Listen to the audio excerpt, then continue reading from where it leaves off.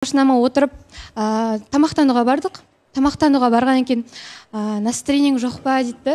Жоқ, настроением жоқ болғанда сәл азынан кешке дейін дым тамақтанбап едім. Содан сәл қарным ашып тұрған болмаса, бәрі нормально дедім. Негізі тамақ заказ бердік, отырдық, Айданбекке қараймын жалпы. Андай ғой, не әңгімеге тартуға, ештеңеге тырыспайды. Маған айтады, мен айттым.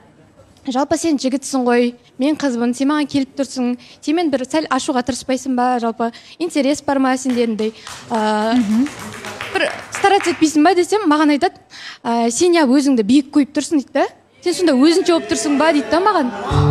Типа, енді сен қатысушымын деп сен өзіңді биік санап тұрсың ғой. Мен олай биік санап тұрған жоқ. Мен саған, сен келгеннен бастап мен сені әңгімеге тартып жатырмын, саған сөйлеп жатырмын. Сен жалпы сенен взаимный ответ жоқ па деп жатырмын да.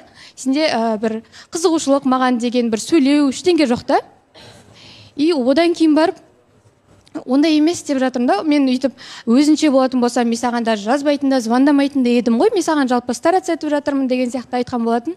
Одан кейін барып, әңгіме айтсай десем, соткышқылап отырды. Енді өзімен өзі біреумен сөйлесіп отыр енді. Кіммен сөйлесіп байқамадың? Арука айтты. Сен маған үміткер болып келіп жатсың, сен маған риза болуың керек деп айтты.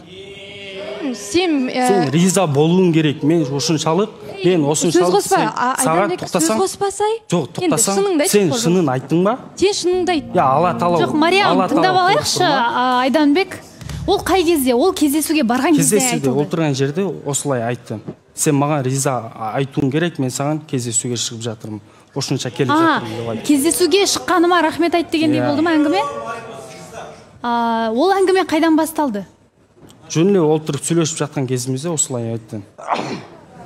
Бір сіз наразылық танытып едіңіз, әлде неден басталды ол әңгіме? Неге ол бір кикілжің басталды араларыңызда? Себебі түсінбей жатырмын. Сіздерде алғашқы кездесу, әңгімелесіп танысып бастадыңыздар.